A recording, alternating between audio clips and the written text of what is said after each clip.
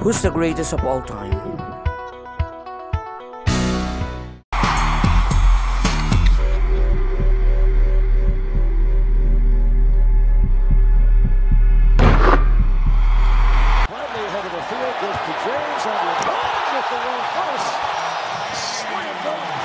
Show us something, LeBron. Then not getting in the dunk contest, but he says, "Listen, All-Star Week is only a couple days away."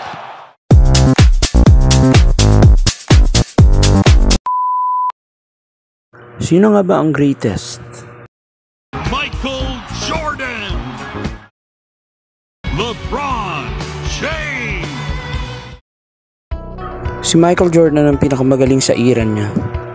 Ano nga ba ang highlight ng career ni Michael Jordan? Well, binigyan niya ang Chicago Bulls ng 6 na kampeonato, 2 three-peat, so 5 season MVP at 6 na finals MVP.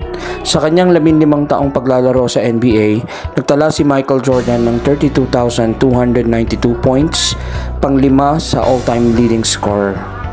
At sino makakalimot sa iconic jump shot ni Michael Jordan na nagbigay sa Chicago Bulls ng pang-6 na kampeonato? Ito yung mga highlights and awards sa career ni Michael Jordan.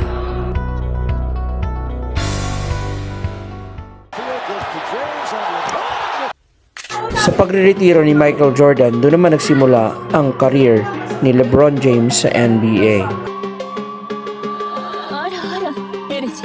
4 na kampeonato, 4 na finals MVP at 4 na season MVP ang nakamit ni LeBron James. Naglaro si LeBron sa koponan ng Cleveland Cavaliers, Miami Heat at LA Lakers.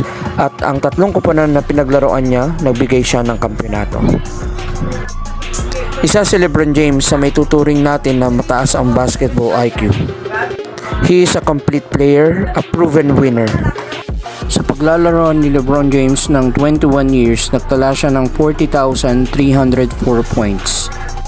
Kung saan nilagpasan niya ang record na sinet ni Kareem Abdul-Jabbar bilang all-time leading scorer sa buong NBA. LeBron, you are the NBA's all-time scoring leader. Congratulations.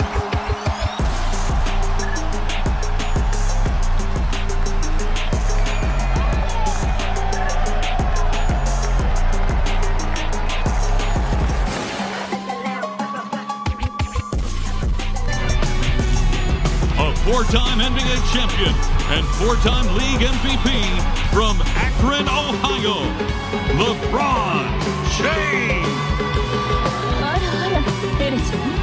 A 6-time NBA champion and 5-time league MVP, Michael Jordan.